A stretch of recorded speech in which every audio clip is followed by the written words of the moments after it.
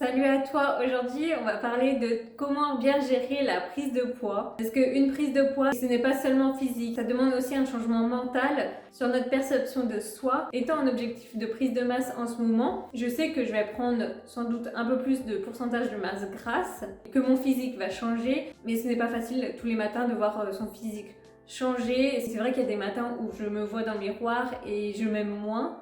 Je me sens ballonnée et ça m'arrive même de vouloir arrêter ou même de diminuer mes apports en calories. Je me suis dit que j'allais en parler en vidéo parce que je dois pas être la seule dans ce cas-là. Et du coup, j'ai commencé à appliquer des conseils qui m'ont vraiment aidée. Donc je vais t'en parler dans cette vidéo. C'est un processus dont j'apprends encore de tout ça. Il y a des jours, c'est toujours pas facile, mais ça va en s'améliorant. La première chose que j'ai faite, c'est beaucoup moins me regarder dans le miroir, beaucoup moins me checker, pour moins voir tout ce qui va changer. Parce que très souvent, en fait, quand je me regardais dans le miroir, je me disais « Ah bah là, j'ai pris un peu plus de gras, là, j'ai un peu plus de cellulite. » Enfin, c'était très péjoratif. Le fait de me regarder dans le miroir plusieurs fois, j'étais pas vraiment rationnelle sur ma transformation physique. Je voyais que le négatif et pas le positif. Donc moi, par contre, ce qui me convient plutôt, c'est de me peser et prendre des mensurations qui sont beaucoup plus rationnels et avec lesquels je peux voir beaucoup plus une évolution. Après, ça va dépendre de toi et de ce qui va te convenir pour toi pour suivre ton évolution.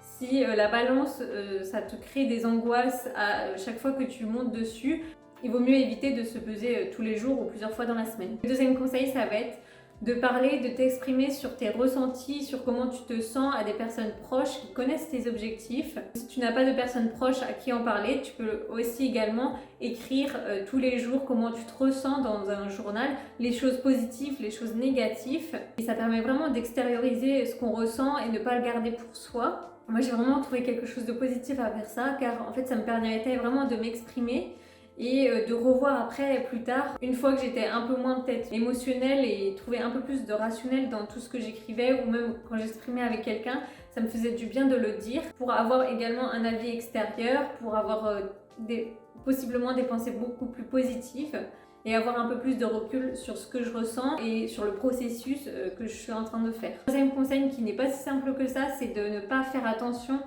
aux autres. Rappelle-toi que c'est pour toi que tu le fais, pour quel objectif. Et la plupart des personnes qui vont te faire remarquer que tu as pris du poids ou que tu manges beaucoup, etc.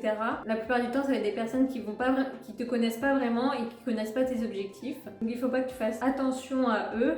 Vraiment, entoure-toi de bonnes personnes qui vont être là pour te soutenir. Le quatrième conseil que je peux te donner, c'est de te rappeler tes objectifs. Pourquoi tu fais ça? Et aussi du coup, voir le positif que t'apporte cette prise de poids. Moi personnellement, je vais être plus performante à la salle de sport. Je sens que j'ai beaucoup plus d'énergie. Je vois vraiment une évolution au niveau de mon physique. C'est de se rappeler les choses positives en fait que t'apporte cette prise de poids les jours où vraiment t'es vraiment en down. Moi, je sais que par exemple je regarde mes mensurations, je vois qu'à la salle de sport je suis beaucoup plus performante.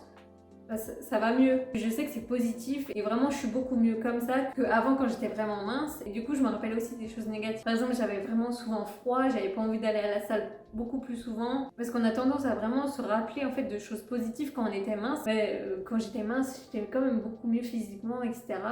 Mais il faut également se rappeler des choses négatives de cette période pour que tu puisses avancer.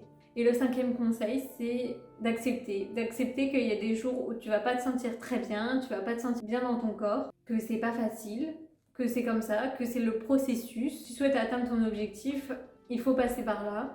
Et tu peux être que après fier lorsque tu as atteint ton objectif d'avoir fait tout ça et de ne pas avoir lâché.